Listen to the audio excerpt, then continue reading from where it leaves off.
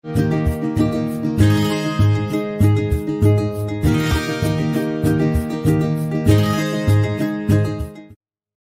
dear students, in the topic என்ன அப்படினா இது வந்து previous video ஓட continuation. அதாவது ionic equilibrium உள்ள ஒரு topic common ion effect, very important topic. What is the meaning of common ion effect? So for example, ஒரு weak acid consider பண்ணலாம். Let us take acetic acid and dissociation it gives H plus and acetate ion. Proton acetate ion form. Suppose in the acid அது ஒரு salt, little amount of salt, sodium acetate இதில் add பண்ணும். இதுக்கு என்ன பேரு sodium acetate. Add பண்ணா sodium acetate and dissociation it gives Na plus and CH3COO minus. அப்போ ரெண்டுமே acid when it undergoes, weak acid when it undergoes it gives, otherwise it forms acetate ion. Similarly, when acetic acid salt, sodium acetate undergoes dissociation, it gives acetate ion. அப்போ ரெண்டுலையுமே எந்த அயானுடைய concentration அதிகமாக இருக்கும் அப்படின்னா concentration of acetate ion will be increased because of the addition of the common ion containing salt with the carboxylic acid, weak acid, acetic acid.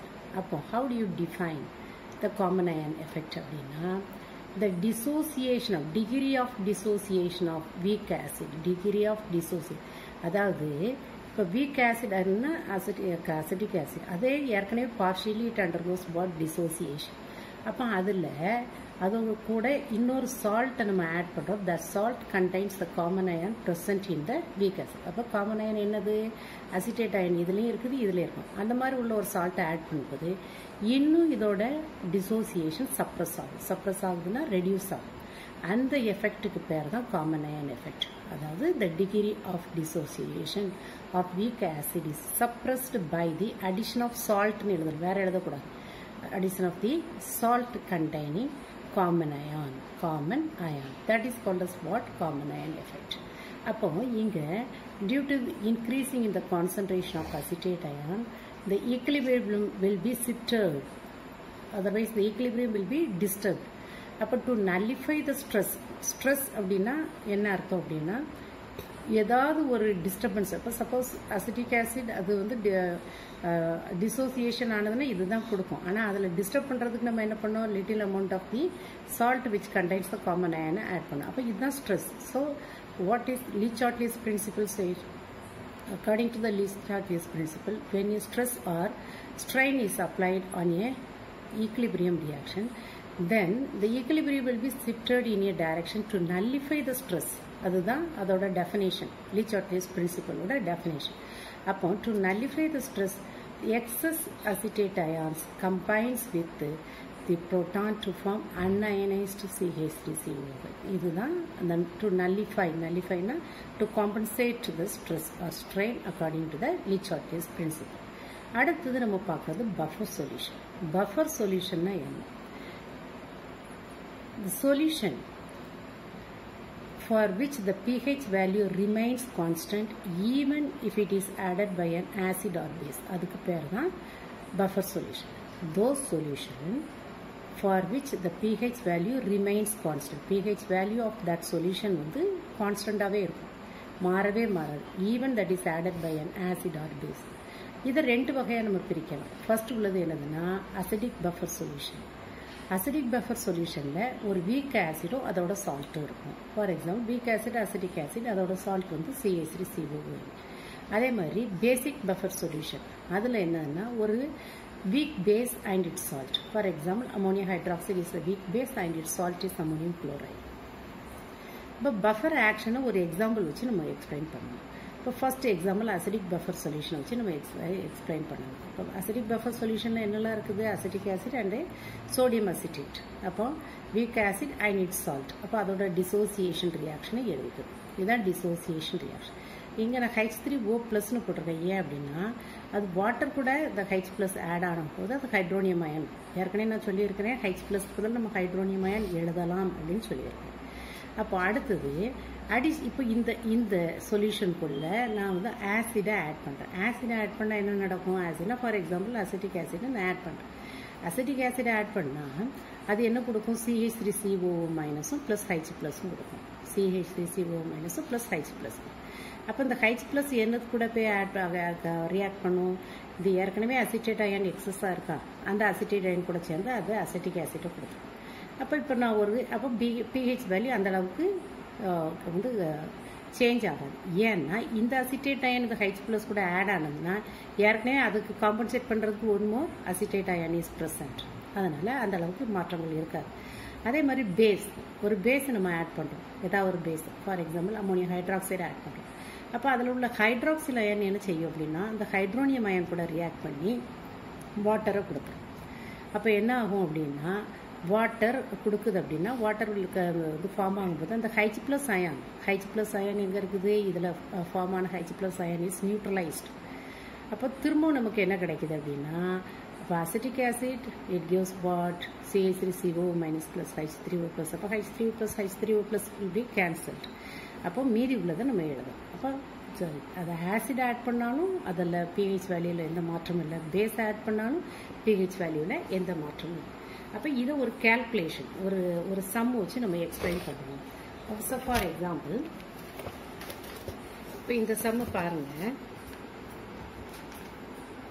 இப்போ இதில் என்ன கொடுத்துருக்குறாங்க? The effect of addition of 0.001 mole of solid sodium hydroxide to 1 liter of the buffer solution containing acid buffer solution 0.8 molarity of acetic acid and 0.8 molarity of the sodium acetate. அதாவது என்ன செய்யறோம்? addition of 0.001 molarity of the solid sodium hydroxide buffer solution போடுறோம். ஒரு சால்ட்டை போடுறோம். solid sodium hydroxide. அப்போ assume the volume change due to the addition of sodium hydroxide is what? negligible. நம்ம என்னது அசம்ஷனில் எடுத்துக்கணும்? வால்யூம் சேஞ்ச் ஆகாது. எப்போ? ஏன்னா 1 லிட்டர் சொல்யூஷன் தான் நம்ம எடுத்துருக்கோம்.